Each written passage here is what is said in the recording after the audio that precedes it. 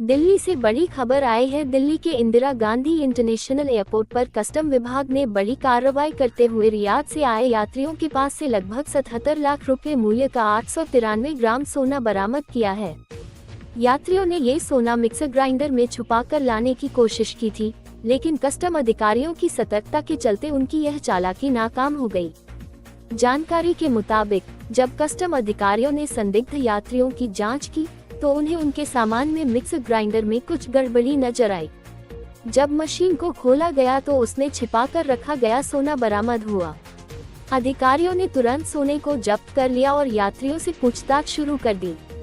अब इस मामले में आगे की जांच की जा रही है कि क्या ये किसी बड़े तस्करी गिरोह से जुड़ा मामला है या फिर व्यक्तिगत स्तर पर तस्करी की कोशिश की गई थी। ताज़ा खबरों और अपडेट्स के लिए जुड़े रहें वॉर न्यूज से। दिल्ली से ब्यूरो रिपोर्ट।